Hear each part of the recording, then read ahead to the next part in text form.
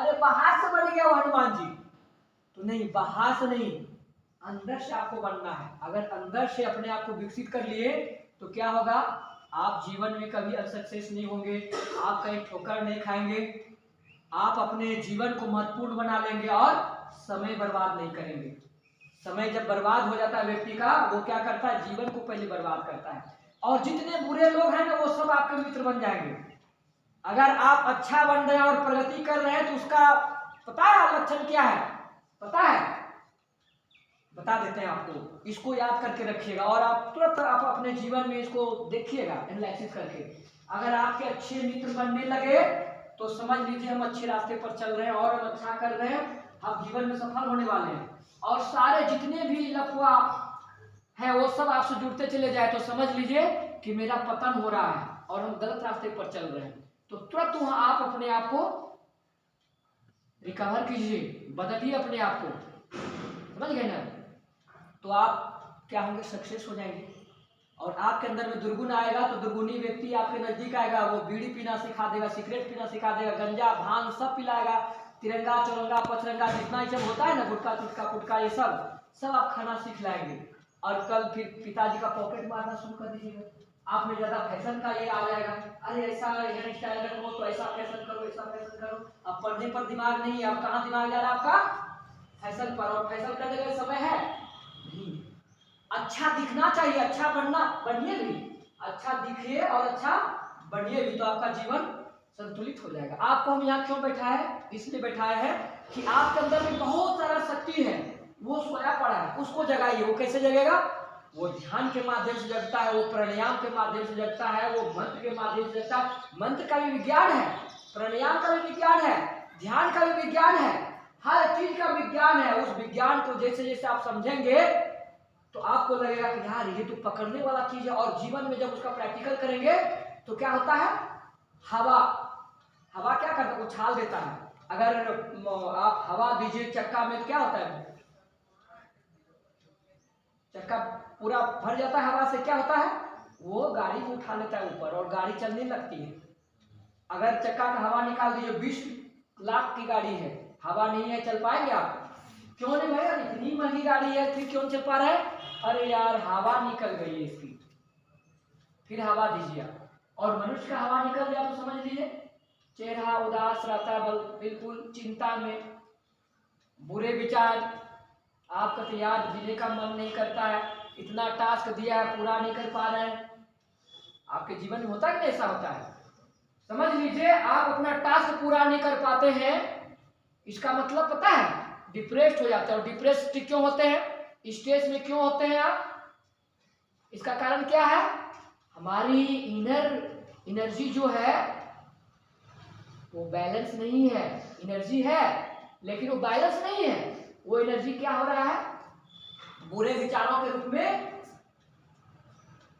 Discharge हो जाता है, बड़े बुरे विचार आ रहे हैं और वो एनर्जी आपके अंदर का सारा खत्म हो गया। पेट्रोल फुल करके रखिए आप, पूरा डब्बा है 100 लीटर का, खुला रहेगा, दिन भर में सब उड़ जाएगा, रहेगा। तो एनर्जी उस पेट्रोल के तरह है, समझ गए ना, पेट्रोल की तरह है। अगर बुरा विचार आया, विचार आते रहेंगे और भागते रहेंगे विचार, और शक्ति आपकी खाली हो जाएगी, खत्म हो जाएगा। इसीलिए क्या कहते हैं, विवेकानंद कहते हैं, एक विचार पकड़ो और उसको अपने आंखें में उतारो, उसको जीने का प्रयास करो। जैसे विचार अभी आप कोचिंग जाते हैं, आप 12 में पढ़ रहे हैं, 11 में पढ़ रहे हैं, आप BA BSc ग्रेजुएशन कर रहे हैं, कुछ भी कर रहे हैं आपका विचार क्या है, क्यों पढ़ रहे हैं, शिक्षित होना। पहला तो ये चीज है, शिक्षित होना। शिक्षित होने का मतलब सर्वगुण संपन्न बनना, आचरण से, बुद्धि से, व्यवहार से।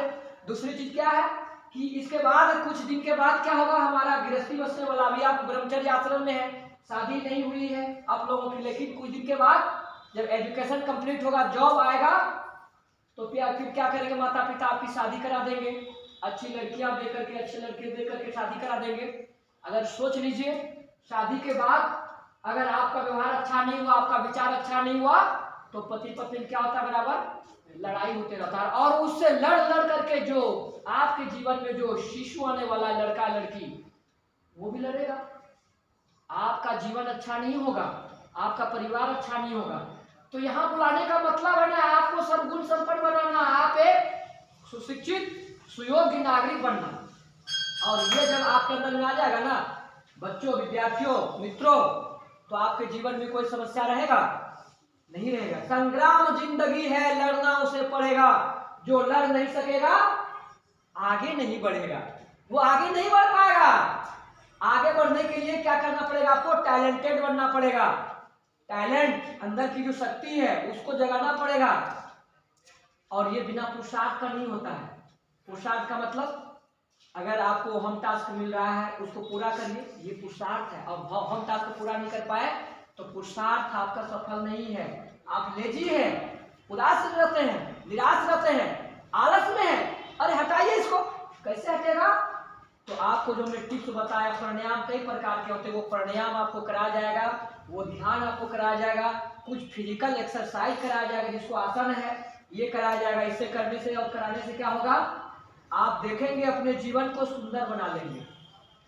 और कल जो आपके जीवन में निराशा था, हताशा था, उदासी था, वो नहीं रहेगा। आप एक ऊर्जावान युवा बनिए। युवा का मतलब क्या होता है? युवा को उल्टा दीजिए। युवा का उल्टा क्या होता है? वायु। वायु को कोई रोक पाता है? चट्टान से भी टकरा करके फिर अपना गति बदल देते हैं, लेकिन वो रुकते नहीं। और जो कमजोर होता है उसको उखाड़ करके फेंक देता है। तो युवा का मतलब आपके जीवन में समस्या आएगा। हर व्यक्ति के जीवन में समस्या आ रहा है, चाहे वो पढ़ने से संबंधित हो या फिर परिवार से संबंधित हो या फिर पैसा संबंधित हो। आपको संघर्ष करना पड़ेगा, लेकिन आपके पास शक्ति होगी, अपने जीवन का रास्ता आप बना लेंगे और एक कुशल नागरिक, एक कुशल युवा, सुयोग्य युवा बन जाएंगे।